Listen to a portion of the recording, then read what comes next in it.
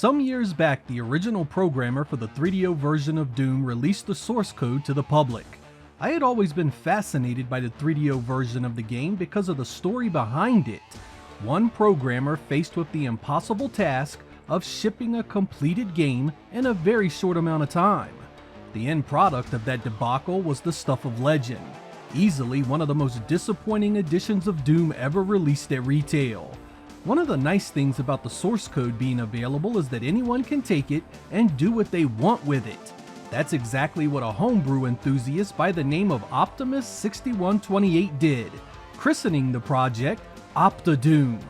Now at version 0.3, there are some advancements being made in the feature set, upgrades, and optimizations.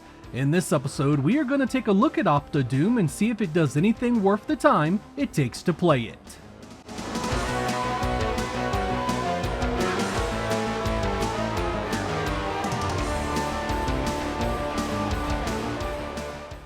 When you start up OptiDoom, there is an option screen that allows you to set some of the new features. These are mainly additions such as the fire sky in some of the later levels, and some wavy lava and poison water effects if that's your thing.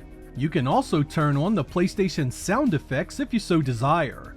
Once in the game, you have a ton more settings to play around with. You can leave things alone and just run with the base performance of the original, which itself has seen an average 2 to 3 frames per second increase on average thanks to the mod so far. Other options can be set individually for a more custom experience, similar to the original PC edition. Screen size, shading, renderer, resolution, and more can all be tweaked to varying results. I find it much easier to play around with the presets myself. It's interesting to see approximations of the Jaguar, 32X, Super Nintendo, and many other versions that make the game look and run differently.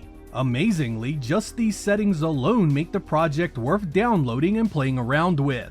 Jaguar gives you a bigger screen and improved performance. 32X tightens the screen space up some and changes the shading. The Super Nintendo preset gives you no floors and ceilings for vastly improved performance. There's even an Atari 2600 setting that is hilariously accurate to expectations.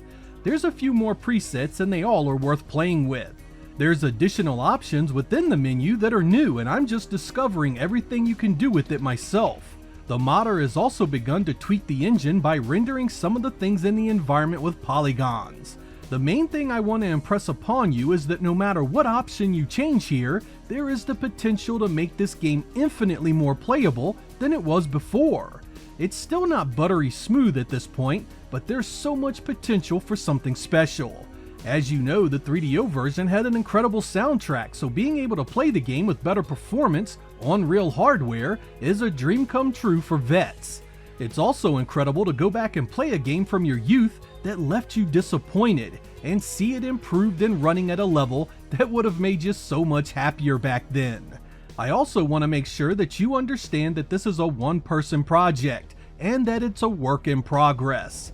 It still crashes here and there according to some users, and some rooms still chug heavily no matter what setting you change. My personal experience has been great so far, however. No crashes, and the presets turn this game around enough to give me all kinds of hope for the future. It's only at version 0.3, so there is potentially a lot of changes to come. After seeing what was done with the 32X Doom Resurrection project, it makes me hope something similar will result here.